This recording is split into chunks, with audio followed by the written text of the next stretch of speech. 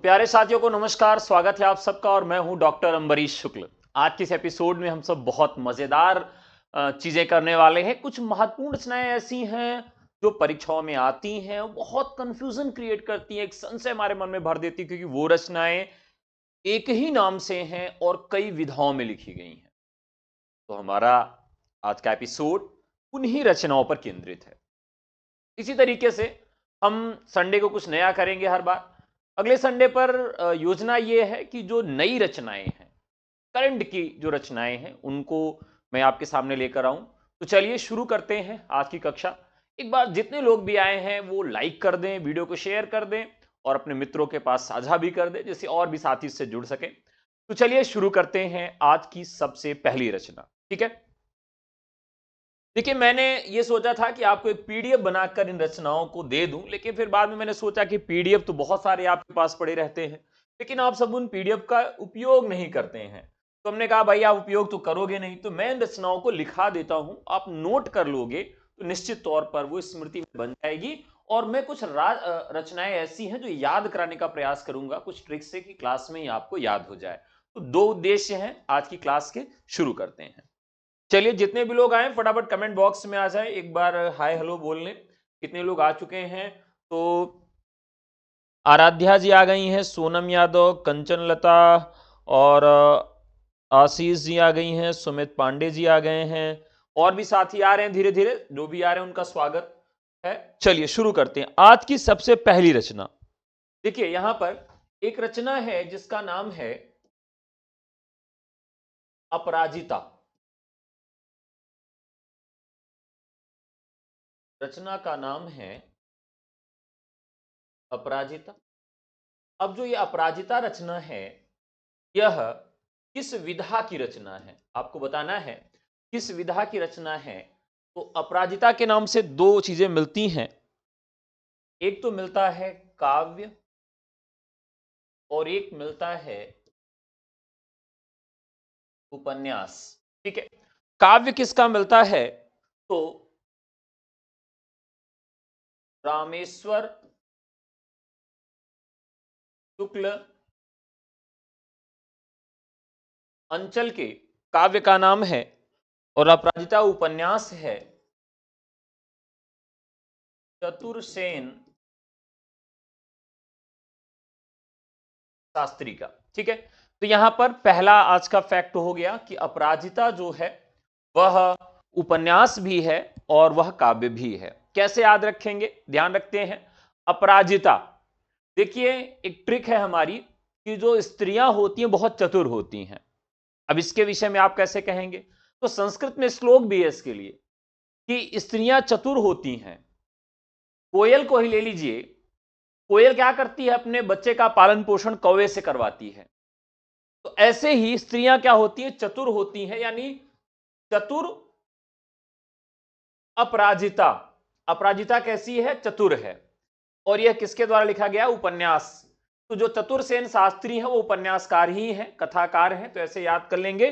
और रामेश्वर शुक्ल अंचल, अपराजिता की जो अंचल है वो क्या बह रही है? बह रही है, माने हवा चल रही है, और अपराजिता का जो अंचल है वो लहरा रहा है, डोल रहा है।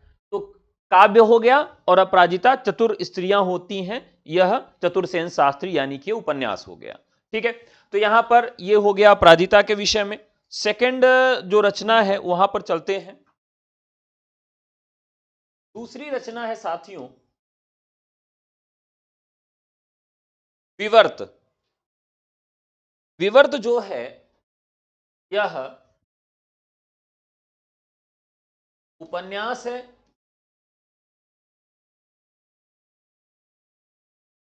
दो लोगों का। यह उपन्यास है और एक लोगों की यह कहानी है। एक उपन्यास है शिवानी का, दूसरा उपन्यास है जैनेन्द्र का। और कहानी किसकी है? तो कहानी है जगदीश चतुर्वेदी की। तो कैसे याद रखेंगे? विवर्त, विवर्त जो है यह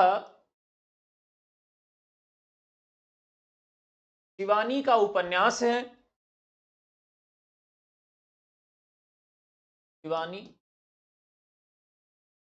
का उपन्यास है, जैनेन्द्र का उपन्यास है, वहीं जगदीश चतुर्वेदी की ये कहानी है। अब विवर्त का ट्रिक ये बनेगा, देखिए सबसे पहले हमें यह जानना होगा कि विवर्त शब्द का अर्थ क्या होता है।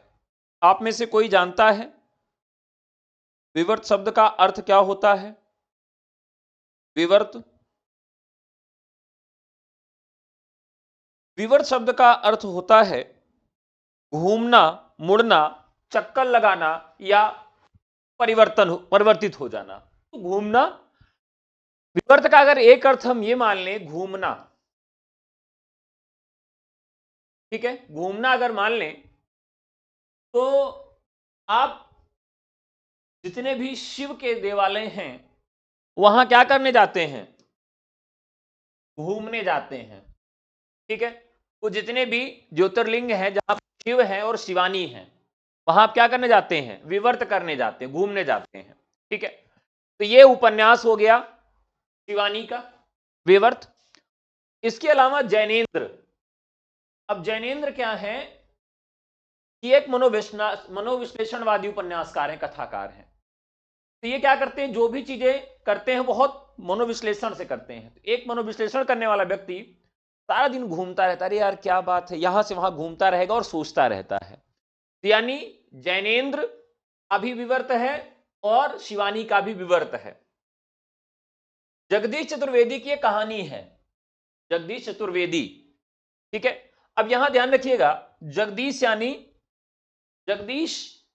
यानी जो विष्णु है इनके मंदिर बहुत कम हैं या बहुत कम जगह इनकी पूजा होती है, आप देख लीजिए।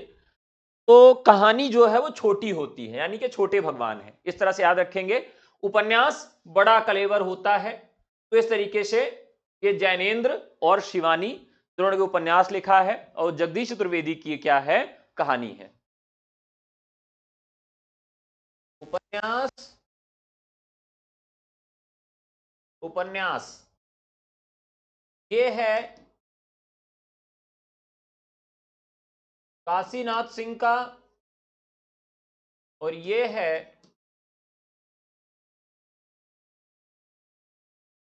योगेश गुप्त का। समझ गए?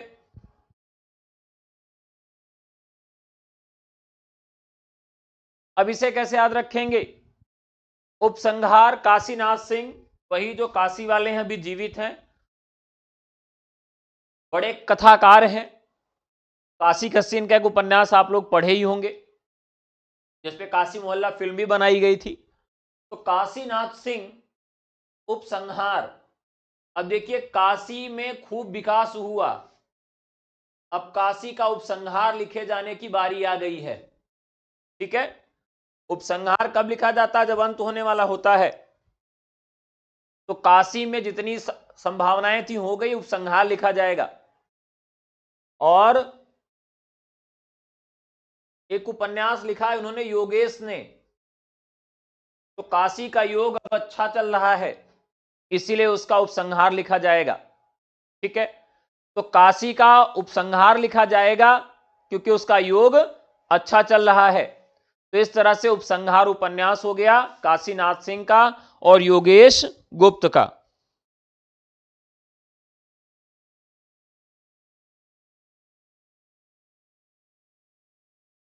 आंधी,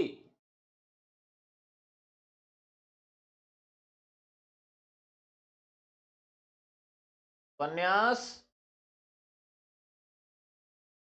उपन्यास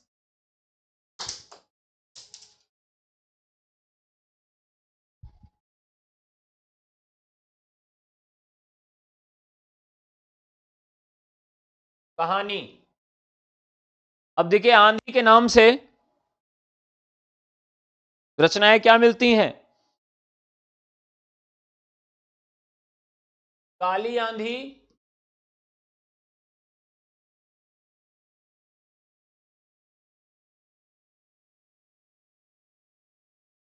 पीली आंधी, काली आंधी और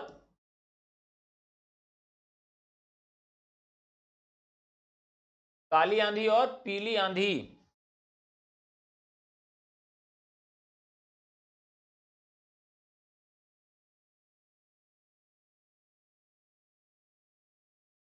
चलिए फटाफट बताइए, आप लोग, बहुत सारे लोग देख रहे हैं, कहानी आप लोग बताइए। तो काली आंधी कमलेश्वर, पीली आंधी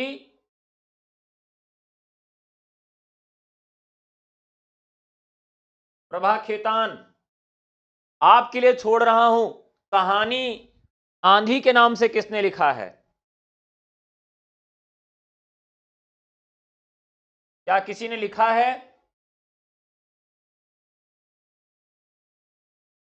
अब देखिए ऊपर की दो रचनाओं का ट्रिक बता रहा हूं। तो का से कमलेश्वर, का से काली, और ये गाना है, हे काला हे काला हे काला, हे काला कौआ काट खाएगा, सच बोल कि काला कौआ काट खाएगा, हे काला। यहां काला, का से काला, का से कमलेश्वर, पीली आंधी। अब यहां काली नहीं है, पीली है, आंधी यहां जुड़ा हुआ है। आंधी का मतलब क्या होता है? मैंने आपको बताया था कि एक पंखा है, उसका नाम है खेतान। खेतान का पंखा जब चलता है तो फर फर फर फर फर फर फर आंधी बहने लगती है। आंधी कैसी होती है? पीली आंधी निकलती है। तो प्रभा खेतान आंधी, पीली आंधी, ऐसे याद रखेंगे, ठीक है। तो जब आंधी बहने लगती है, कैसी आंधी बहती है? पीली आंधी। अब ये कहानी किसकी है? जयशंकर प्रसाद।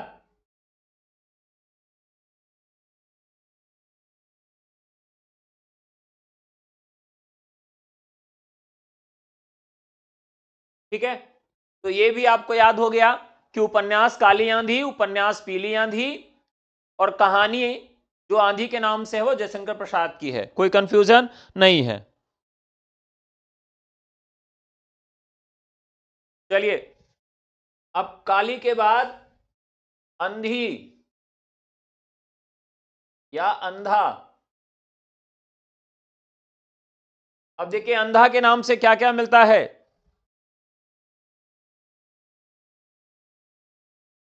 नाटक, नाटक,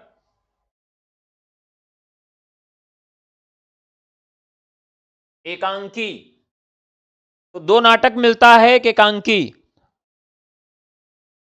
ठीक है। एक मिलेगा अंधा कुआं,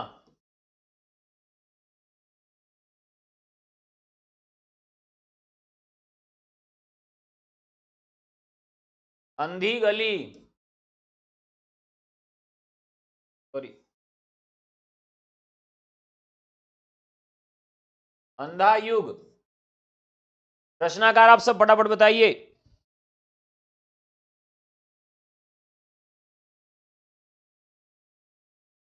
अंधी गली,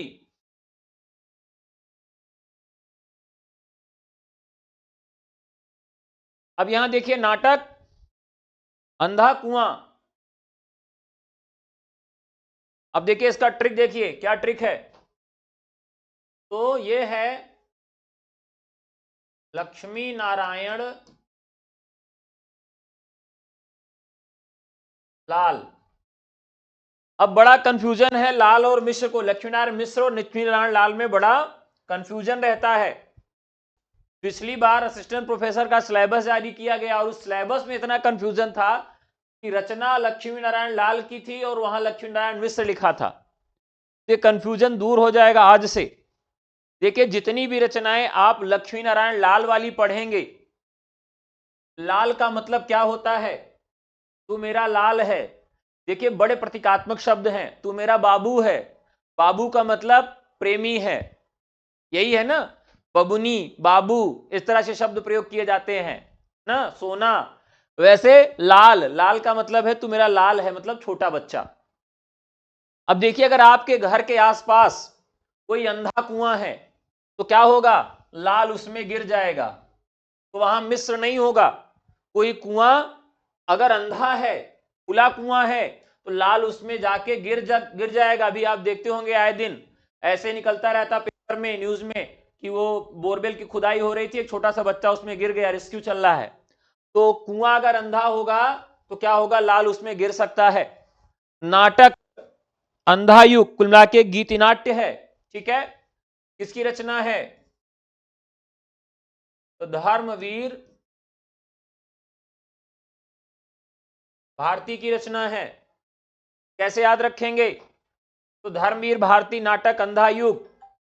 अब देखिए अगर युग अंधेर गर्दी वाला आ गया है तब क्या होगा, जब जब हो धर्म की हानि, जब जब धर्म की हानि होती है तब तब धर्म का उत्थान करने वाला कोई वीर भी जन्म लेता है। तो जब युग अंधा वाला आएगा तो फिर धर्म को जागृत करने वाला भी कोई आएगा। अंधा युग धर्मवीर भारती। अब यहां क्या है, अंधी गली। अंधी गली किसकी है, उपेंद्रनाथ अश्क। एक बहुत अच्छा लोकगीत है, कचौड़ी गली भूली गयो बालमा। कचौड़ी गली बहुत पुराना गीत है कि कचौड़ी गली भूली गयो बालमा। यहां कचौड़ी गली नहीं, अंधी गली है। तो दो तीन क्षेत्र ऐसे हैं, एक दिल्ली का चांदनी चौक और बनारस की गलियां इतनी अंधी हैं कि वहां कहते हैं कि अगर एक तरफ से स्त्री आए और दूसरे तरफ से पुरुष आए, या एक तरफ से पुरुष आए दूसरे तरफ से पुरुष आए, तो वहां केवल प्रेम की ही संभावना है उस गली में, क्योंकि इतनी संकरी गलियां हैं कि उसमें और कुछ संभावना ही नहीं बचती कि इधर से अगर कोई आ रहा उधर से कोई आ रहा है, तो उन गलियों में केवल प्रेम ही पनप सकता और कुछ नहीं हो सकता।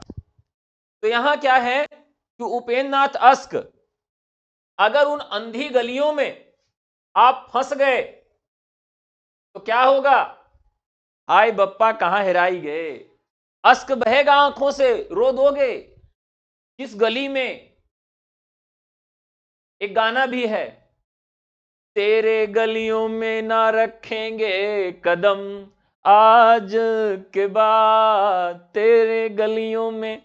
अब तेरे गलियों में अगर हम कदम नहीं रखेंगे तो कैसे, खुशी खुशी थोड़ी, अश्क बहा के रोकर, ऐसे ही होगा ना।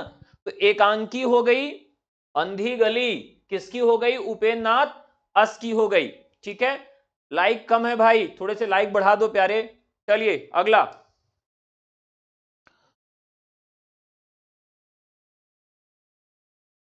अब अंधेरे, अंधी गली के बाद अंधेरे पर चलते हैं। अंधेरे, तो अंधेरे के नाम से कविता, कविता और उपन्यास,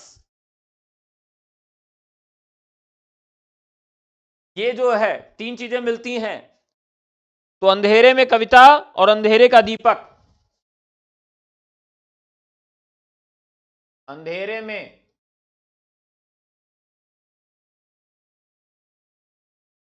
अंधेरे का दीपक। अंधेरे में किसकी है, मुक्ति बोध की है, और ये हरिवंश राय, ये हरिवंश राय बच्चन जी की है। उपन्यास किसका है, तो ध्यान रखिएगा, थोड़ा सा इसमें और ऐड कर देते हैं। अंधेरे का दीपक उपन्यास किसका है, अंधेरे बंद कमरे। अंधेरे बंद कमरे,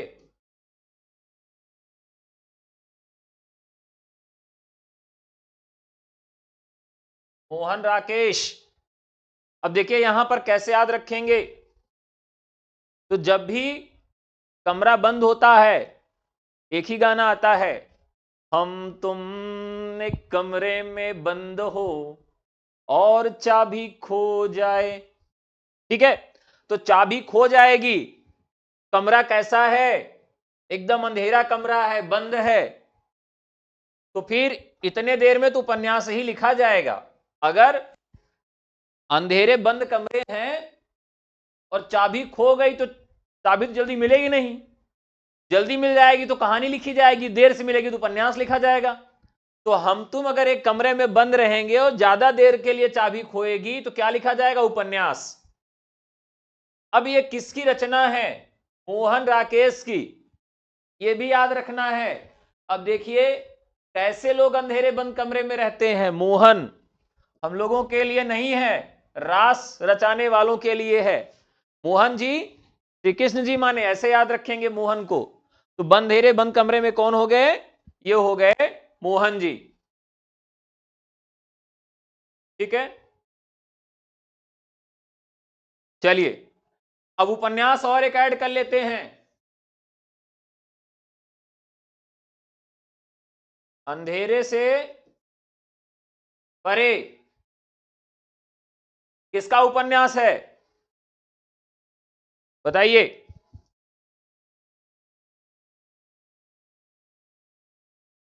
कविता भी इनकी याद करते हैं।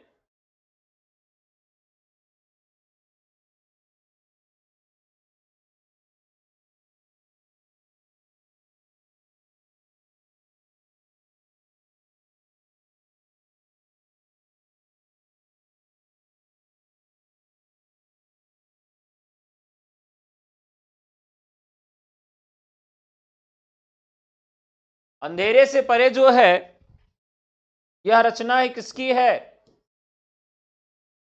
सुरेंद्र वर्मा की।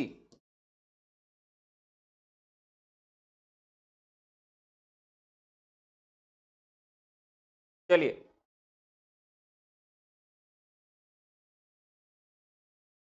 अब यहां पर क्या है, कविता अंधेरे में मुक्तिबोध, ये सबको याद है। कविता अंधेरे का दीपक हरिवंश राय बच्चन। तो देखिए इन्होंने जितनी रचनाएं लिखी इसी तरह से लिखी हैं। कैसे लिखी हैं, मिलन यामिनी, साला बाला कलश, मिलन एकांत में मिलन यामिनी। साला का मतलब मधुशाला, बाला का मतलब मधुबाला, कलश का मतलब मधुकलश। तो साला बाला कलश लेकर एकांत में मिलन यामिनी करने आई। यामिनी माने रात्रि में, और कैसी रात थी, उस रात्रि में अंधेरे का दीपक जला के बैठे थे हरिवंश राय बच्चन कि आओ मिलते हैं तुमसे। तो एक साला बाला कलश लेकर एकांत में इनसे मिलने आई और ये क्या किए थे, अंधेरे का दीपक जलाकर बैठे थे, आओ मिलते हैं तुमसे। ठीक है, तो ऐसे याद रहेगा ये। सुरेंद्र वर्मा अंधेरे से परे क्या है साथियों। चलिए नेक्स्ट,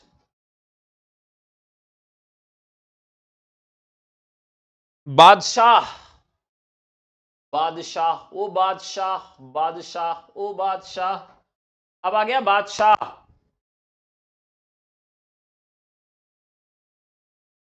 बादशाह जो है नाटक उपन्यास मिलता है इसके नाम से। ये तो नाटक, दूसरा भी नाटक, और तीसरा मिलता है इसके नाम से उपन्यास। गुलाम बादशाह, गुलाम बादशाह, गुलाम बादशाह। इस गुलाम बादशाह में बेगम भी हैं और गुलाम बादशाह। अब यहां पर गुलाम बादशाह जो नाटक है यह किसका है, तो ये है नंद किशोर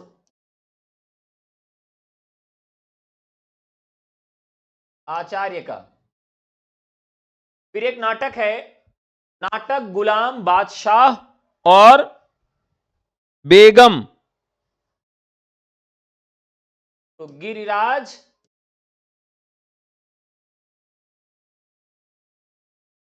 किशोर का हो गया। उपन्यास है गुलाम बादशाह, रूप सिंह चंदेल का हो गया। कैसे याद करेंगे? बहुत तेज बोल रहे हैं सर, और धीमे बोलें। मुन्न मुन्न, चलिए ठीक है। जब गांव में नई नई औरतें जाती हैं दुल्हन बन के, तो जब दुल्हन देख के लोग लौट के आते हैं तो दुल्हन की बड़ाई में विशेषण में एक बात और कही जाती है, अरे भैया उनकी जो पतोह है ना एकदम से मुन्न से बोलती है, छोटा सा मुंह ऐसे थोड़ा सा खोलती है, कोई सुना कोई नहीं सुना। हमारे घर की बहुरिया इतना चिल्लाती है कि जब तक चार गांव वाले सुन लें, अरे बाहरवे बब्बा लेटे रहते हैं, कहा सुन के कहेंगे कि कैसे बोलती है। और उनकी पतोहू देखो इसे मुन्न से बोलती है, छोटा सा मुंह ऐसे छोटा सा खुलता है, कोई सुन पाया कोई नहीं सुन पाया। तो आप सब भी चाहते हैं कि हम भी एकदम उसी बहुरिया की तरह से बोलें, धीरे से मुन्न से। चलिए कोई बात नहीं। तो यहां पर क्या है, नाटक गुलाम बादशाह है, किसका है? नंद किशोर आचार्य का है। दूसरा नाटक है गुलाम बादशाह बेगम, गिरिराज किशोर का है। और एक उपन्यास है गुलाम बादशाह रूप सिंह चंदेल का है। ठीक है, चलिए याद करते हैं, बहुत महत्वपूर्ण है। देखिए नाटक क्या है, गुलाम बादशाह। तो गुलाम और बादशाह जो नाटक है वो कौन खेल सकता है? नंद किशोर। नंद के जो जो किशोर हैं कि अब राजा के यहां पैदा ही हुए हैं, तो गुलाम और बादशाह का नाटक खेल रहे हैं कि चलो बच्चों आज हम लोग गुलाम बादशाह का नाटक खेलते हैं। लेकिन इसी गुलाम बादशाह नाटक में अगर बेगम आ गई तो लोग गिर जाते हैं। क्या होता है? अब एकदम धीरे से बोलेंगे।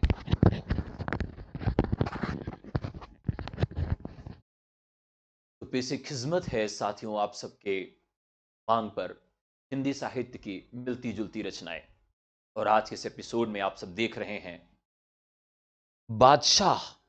बादशाह नाटक गुलाम बादशाह नंद किशोर आचार्य, नाटक गुलाम बादशाह बेगम। इसके रचनाकार हैं गिरिराज किशोर। गिरिराज किशोर अगर बेगम जी के चरण में आ गई और सामने आ गई तो क्या होगा? स्वाभाविक रूप से गिरिराज यानी कि गिर जाएंगे।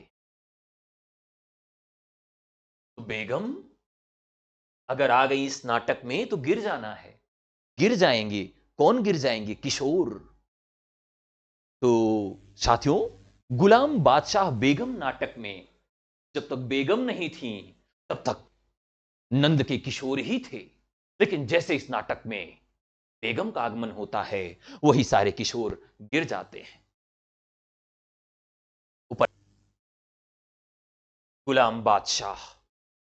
गुलाम बादशाह उपन्यास में रूप सिंह चंदेल। इस नासिज अगर कोई गुलाम है तो देखा जाता है कि वो रूपवान है कि नहीं है, कि रूपवान गुलाम को राजा अपने दरबार में बुला लेते हैं। यहां उपन्यास हो जाएगा रूप सिंह चंदेल का गुलाम बादशाह, और ये है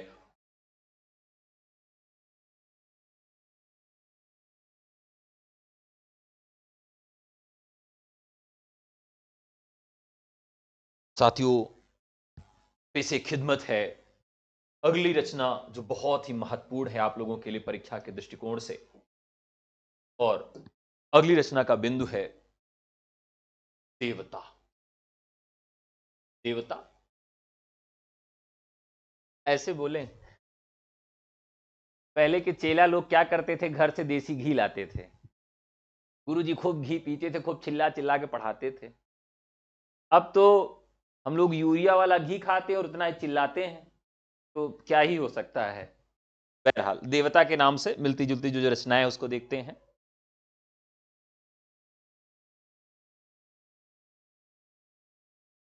देवता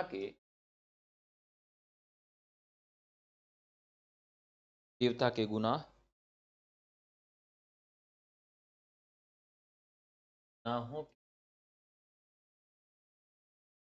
गुनाहों के देवता,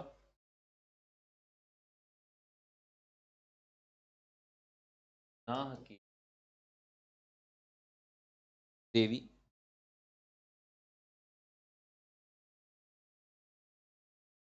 कुबल गांव के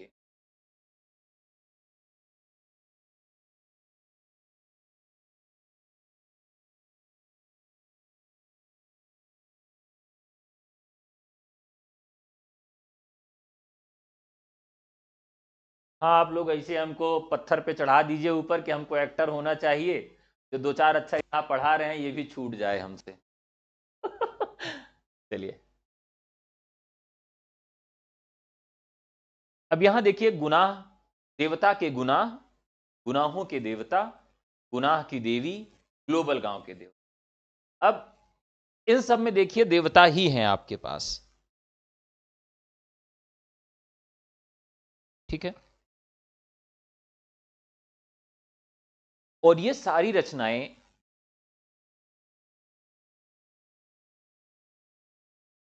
उपन्यास की श्रेणी में ही आती हैं। देखिए, एक रचना है,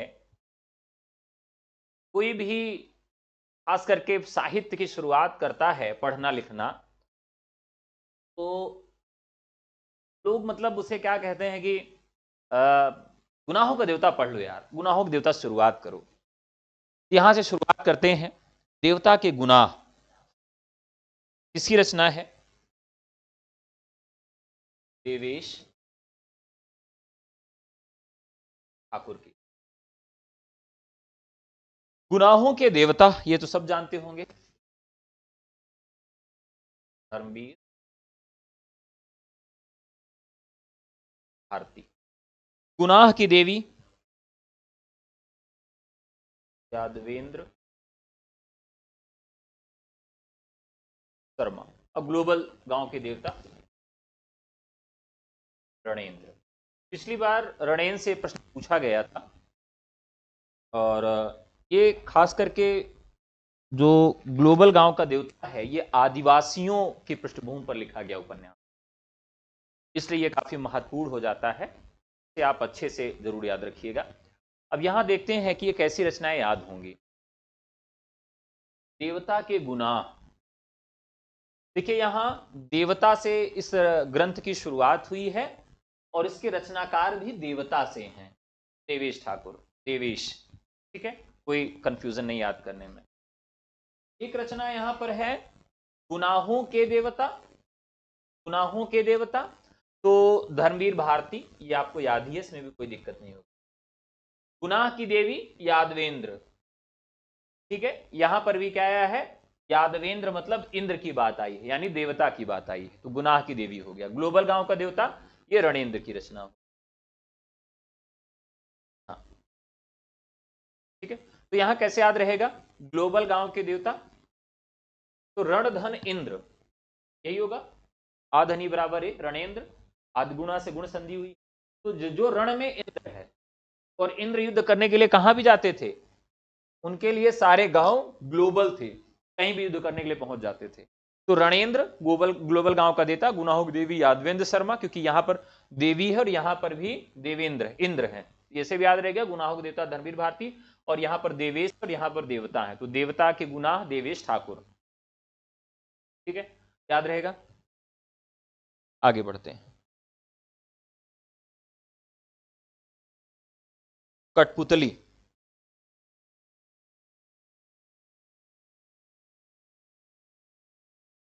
कठपुतली के नाम से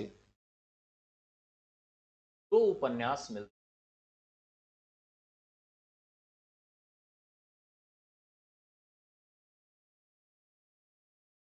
दो उपन्यास मिलते हैं, विश्वंभर कौशिक का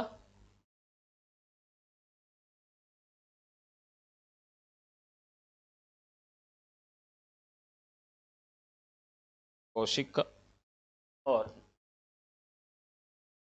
देवेंद्र सत्यार्थी का।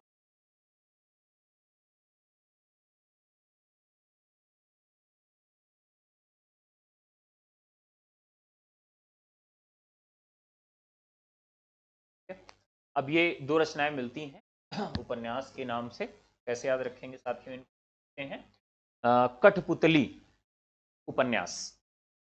कठपुतली क्या है? एक उपन्यास है किसका? विश्वंभर कौशिक का। अब यहां विश्वंभर जो है, विश्वंभर जो है उपन्यासकार है। कठपुतली, देखिए जो विश्व के अंबर हैं या विश्व के जो देवता हैं उनके लिए पूरा दुनिया क्या है? कठपुतली है। हम सब भी क्या है? कठपुतली है उनकी। देवेंद्र शर्मा सत्यार्थी, और जो देवों के इंद्र हैं उनके लिए भी हम पूरी दुनिया क्या है? कठपुतली। ये उपन्यास हो गई।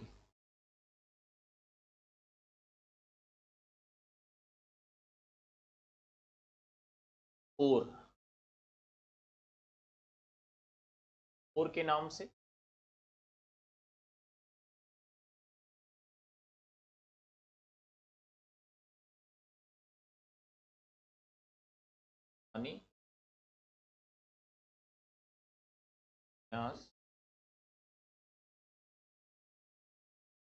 और उपन्यास। अब यहां देखिए कि दो कहानी और दो उपन्यास के नाम से आती है। आदमी खोर, आदम खोर।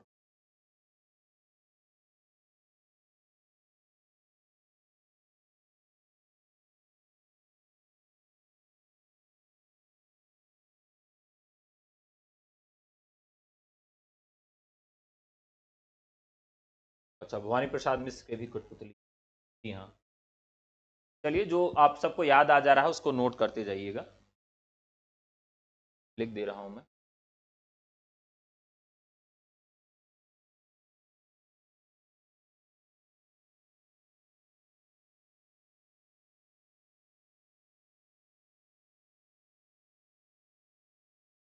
आदमखोर, आदमखोर और अग्निखोर।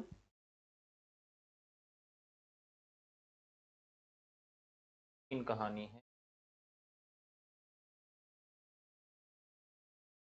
जो उपन्यास है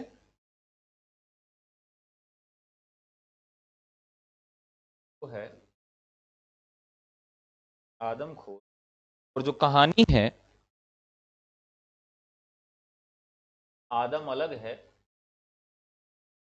और खोर अलग है। ठीक है, अब ये देखिए आदमी खोर, आदम खोर। आदमी खोर जो है वह कहानी है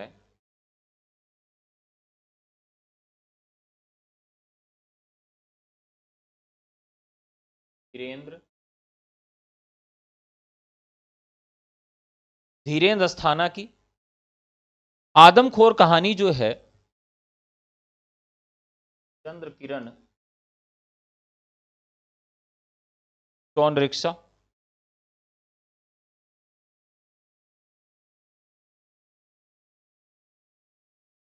इसी तरह से आदमखोर कहानी जो और मिलती है, अच्छा एक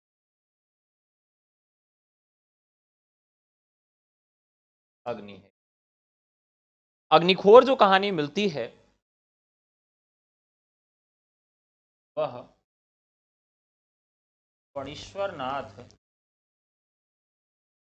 रेणुकी अग्निखोर, और जो उपन्यास है आदमखोर ये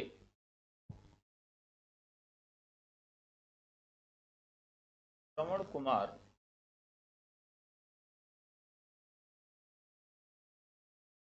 श्रवण कुमार गोस्वामी का है। ठीक है, इसे समझ लेते हैं।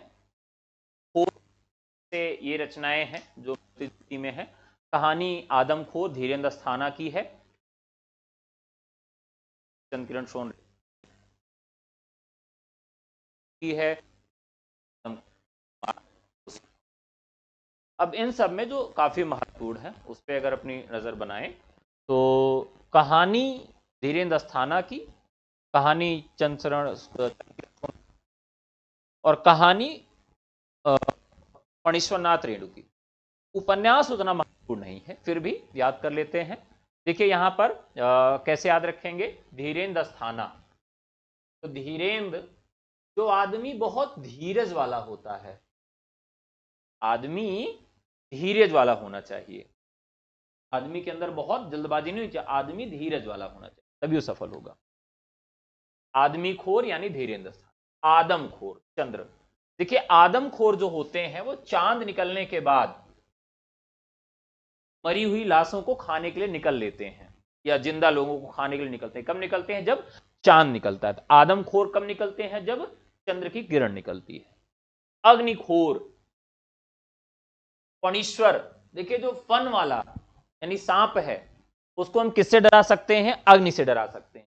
अग्नि उसके पास दिखाई वो भाग जाएगा। तो अग्निखोर फणीश्वर नाथ रेणु, फण वाले व्यक्ति को कैसे हरा सकते हैं? आग दिखाकर। आदमखोर उपन्यास है श्रवण कुमार गोस्वामी का। श्रवण जी अपने माता पिता को लेके जा रहे थे तो आदमखोर उनको मिल गए, याद कर सकते। ठीक है, अगला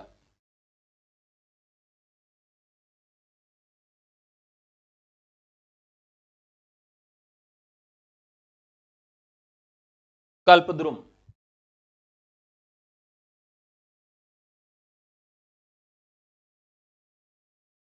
अब इसमें हम बात कर रहे हैं कल्पद्रुम की। कल्पद्रुम से जो मिलती हुई रचनाएं हैं,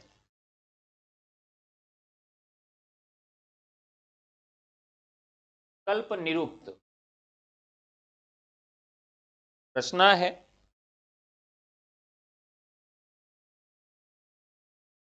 विनय चंद सूर्य की।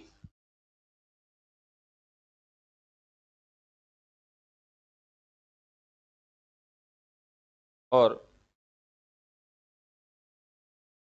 इसके बाद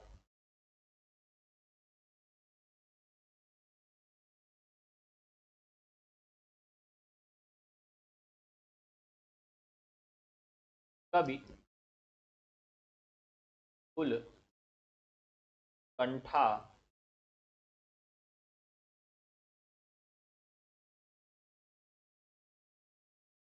हरण की रचना है। तो ये है चिंता मौड़ी की। फिर इसके बाद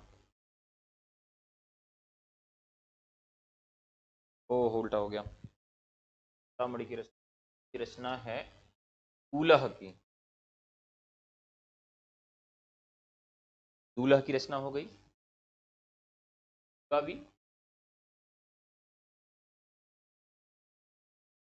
कल्प तरु की रचना है चिंतामणि की। कवि कुल कल्पद्रुम, कवि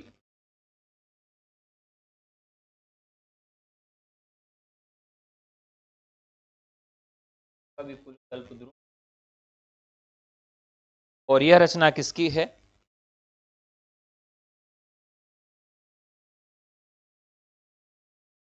श्रीपति की। कवि कल्प कल्पद्रुम,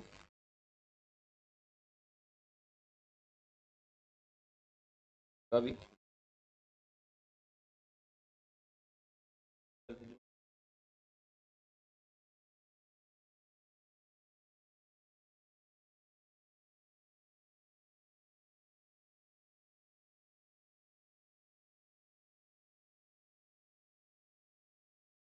कवि कल्पद्रुम नाम से दो लोगों की रचनाएं मिलती हैं।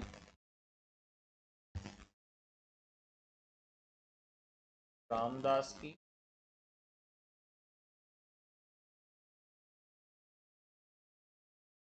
और द्विजदेव की।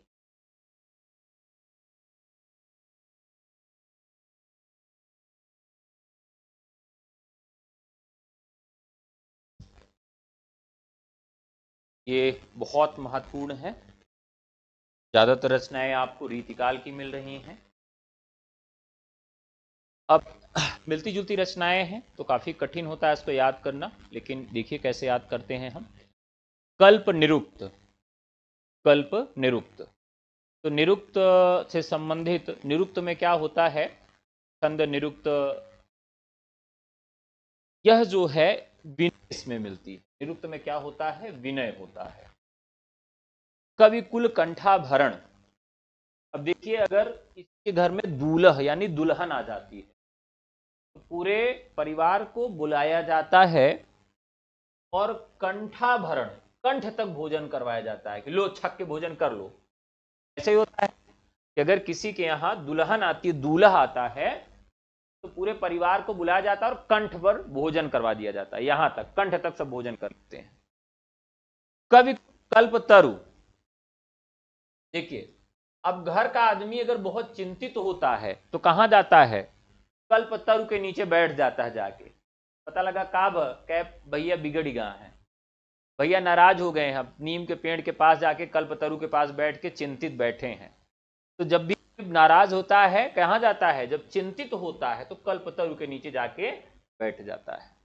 कवि कल्पद्रुम, कवि कल्पद्रुम, श्रीपति। अब यहां द्रुम लिखा है, तरु था, यहां द्रुम लिखा है, तो कल्प की दुम पर, ठीक है, श्रीपति जी रहते हैं और कल्पद्रुम पर रामदास और द्विजदेव रहते हैं। तो तीनों को ऐसे याद रखेंगे, श्रीपति, रामदास और द्विजदेव, ये तीनों लोग कल्प के द्रुम पर रहते हैं यानी दुम पर रहते हैं। तो दुम पर रहने वाले कौन है, श्री राम, श्री द्विजराम, ऐसे याद रखेंगे, दुम पर रहते हैं। दुम पर कौन रहता है, श्री राम द्विज। तो श्री राम द्विज जो है वो कहां रहते हैं, दुम पर रहते हैं। ये तीन लोगों को मिलाकर हो गया तो कवि कल्पद्रुम, कवि कल्पद्रुम और कवि कल्पद्रुम। बाकी हमने सारे ट्रिक से आपको याद करा दिया।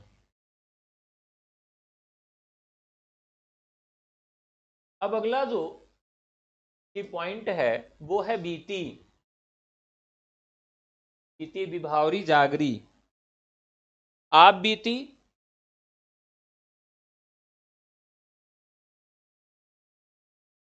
कुछ आप बीती,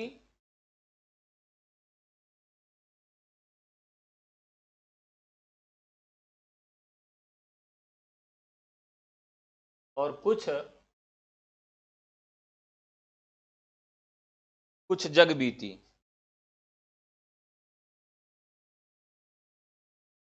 आप बीती,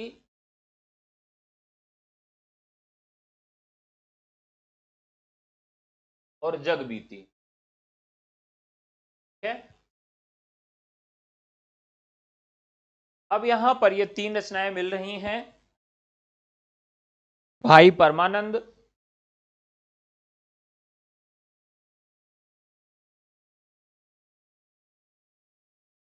भारतेंदु हरिश्चंद्र,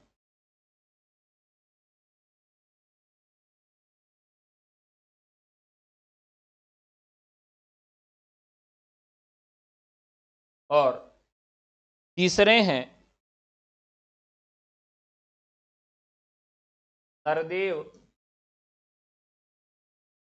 शास्त्री।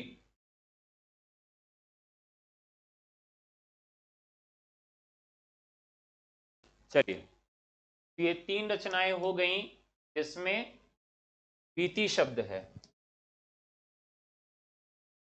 कैसे याद रखेंगे, आप बीती भाई परमानंद, कुछ आप बीती कुछ जग बीती भारतेंदु हरिश्चंद्र। तो ये तो आपको याद ही होगा दूसरा वाला, आप बीती जग बीती।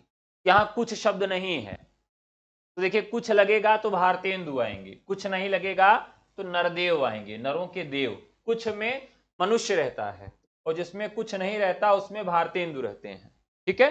कुछ रहेगा तो भारतेंदु यानी मनुष्य, और कुछ हट जाएगा, आप बीती जग बीती तो नरदेव शास्त्री हो जाएंगे, ठीक है। और बाकी आप बीती भाई परमानंद की।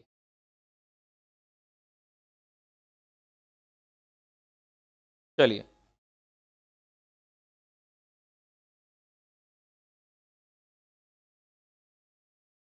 अब जो पॉइंट में लिखाने जा रहा हूं वो सबसे ज्यादा इस नाम पे रचना मिलती है, सबसे ज्यादा इस नाम पे रचना मिलती है, और वो की पॉइंट है काव्य।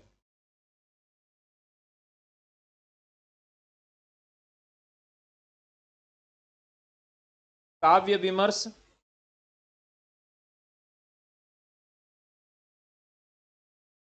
काव्य दर्पण,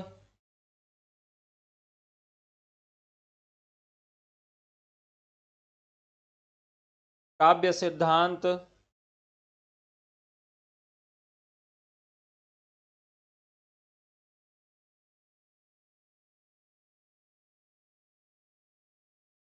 काव्य रसायन,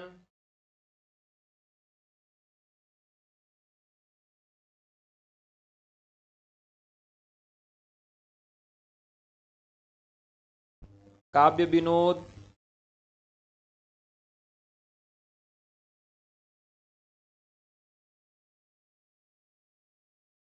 काव्य कलाधर,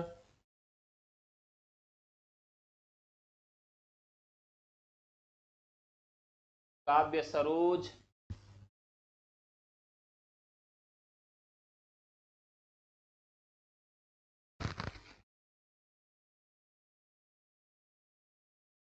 काव्य विमर्श,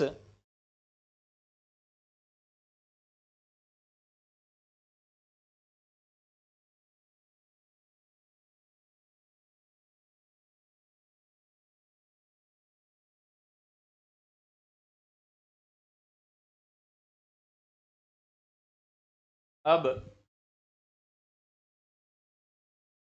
देखिए ये सेगमेंट में आपके लिए छोड़ूंगा, आपको इन रचनाकारों के नाम खुद लिखने होंगे, नहीं तो कल मैं इनको बताऊंगा, थोड़ा सा आप लोगों के लिए छोड़ रहा हूं। चलिए और लिख देता हूं, ये सेगमेंट आपको खोजना है, थोड़ी सी मेहनत आप लोगों को करनी है, नहीं मिलेगा तो कल मैं इनको आपको बताऊंगा।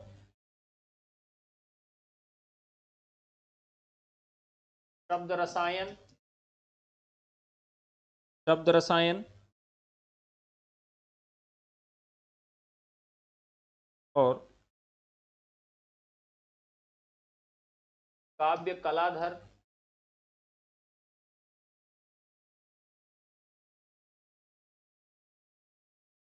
काव्य सरोज,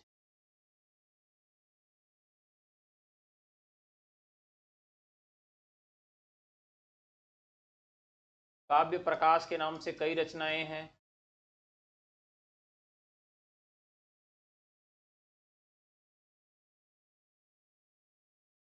काव्य विवेक। ये रचनाएं होमवर्क आपको दे रहा हूं, ठीक है। काव्य से संबंधित जितनी रचनाएं हैं, इसके अलावा और भी रचनाएं हैं, ये रचनाएं आपको मैं होमवर्क के रूप में दे रहा हूं। इन रचनाओं के रचनाकार आपको खोजना है।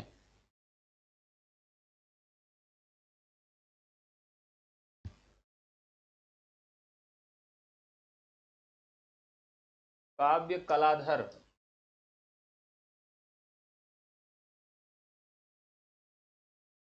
चलिए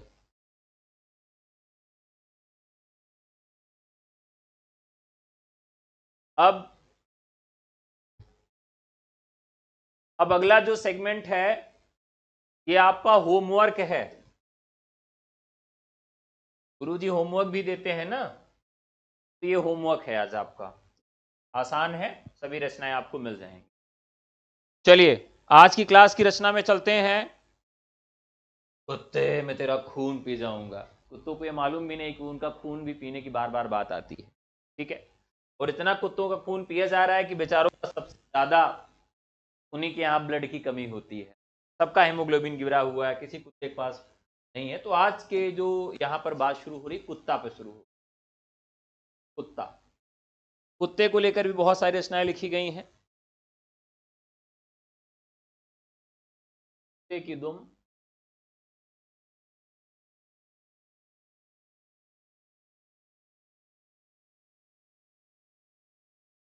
कुत्ते की दुम और शैतान, रांगे राघव,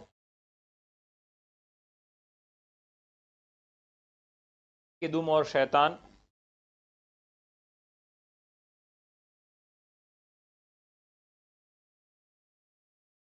कुत्ते की पूंछ,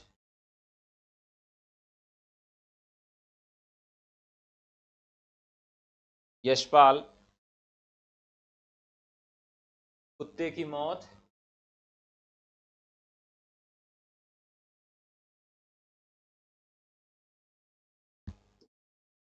कुत्ते की मौत,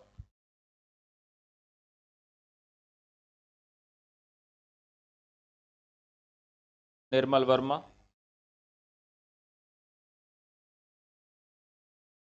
किया,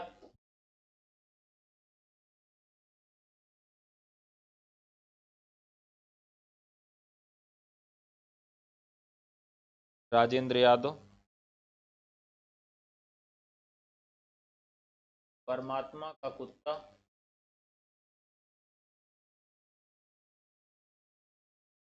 परमात्मा का कुत्ता,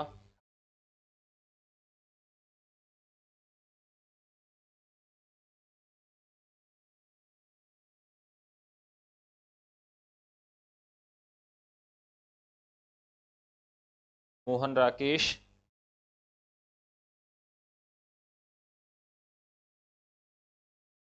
मरघट के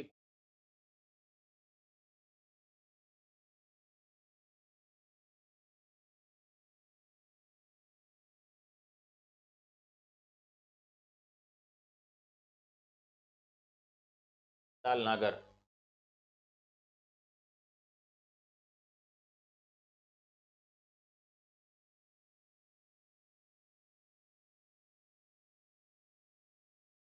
ये है।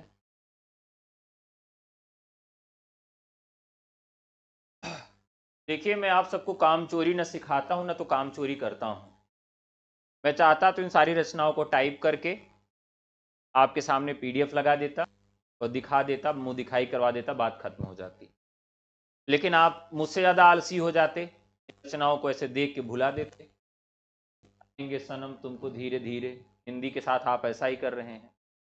जितना आप हिंदी लिखेंगे याद होगी। जितना आप ट्रिक के चक्कर में पड़ेंगे कि मुझे लिखना नहीं है, तो बिना लिखे अगर कोई काम करेंगे तो आप छोड़ दीजिए। अगर आप में आपको सक्सेस नहीं मिलेगी, केवल उद्यमियों को ही मिलेगी जो लिख कर याद करते हैं, लिख कर पढ़ते हैं, उन्हीं को ही याद रहेगी।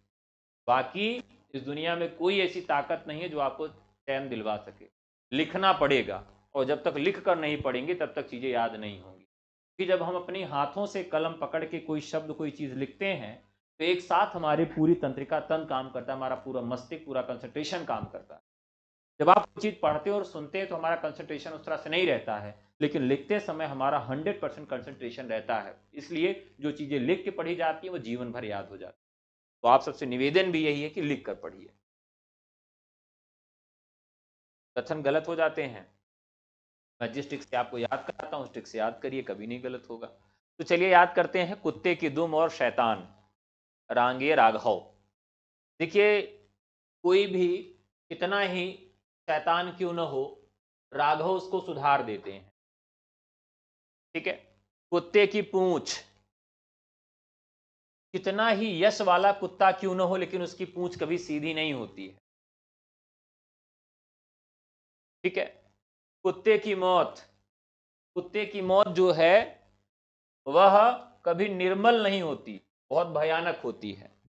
कुतिया राजेंद्र यादव, ये अलग ही दिख रहा है। परमात्मा का कुत्ता मोहन राकेश, तो परमात्मा कौन थे? मोहन थे, यानी श्री कृष्ण भगवान भी एक कुत्ता पाले थे। मरघट के कुत्ते अमृतलाल नागर, तो मरघट के कुत्ते, मरघट यानी जहां आदमी को जलाया जाता है, वो क्या करते हैं? वहां अमृत की खोज करते रहते हैं कि अगर मुझे अमृत मिल गया तो मैं क्या करूंगा? मैं अमर हो जाऊंगा। अबे सुन बे गुलाब, भूल नहीं पाई खुशबू रंगो आप, एक रचना है कुरमुत्ता की, रचना है निराला की। धन्यवाद प्रतिभा जी, आपने याद दिला दिया। तो कुकुरमुत्ता भी किसकी रचना हो गई? निराला की हो गई। अभी मैं ब्लिंकिट पे या जेप्टो पे या किसी ऑनलाइन वेबसाइट पे वो मंगा रहा था, मशरूम। तो जब मशरूम मंगा रहा था तो मशरूम मैंने टाइप किया और वहां टाइप होके मतलब जो ऑप्शन दिखने लगा कि आप यहां से खरीद, वहां कुकुरमुत्ता लिखा था और कुकुरमुत्ता बना हुआ। मुझे बचपन की याद आ गई। तो मैं बहुत सारे छोटे छोटे कुकुरमुत्ते जब उगे रहते थे घर के आसपास बरसात के दिनों में, तो एक दंत कथा थी कि अगर कोई कुत्ता वहां पर पेशाब कर देता है तो उसी पेशाब से वो कुकुरमुत्ता निकल आता है, इसलिए उसको कुकुरमुत्ता कहते हैं। और अब इतने महंगे दामों पर ये कुकुरमुत्ता मिलता है जिसकी सब्जी बनती है, तो मैं तो हतप्रभ रह गया। और मुझे बचपन की याद है कि अच्छा, उस कुकुरमुत्ता की बात चल रही है जिसको बचपन में हम लोग एक मिथ्या से जोड़ते थे। तो यहां पर कुकुरमुत्ता, यह रचना किसकी हो गई? यह निराला की हो गई। चलिए अगली रचना लेते हैं।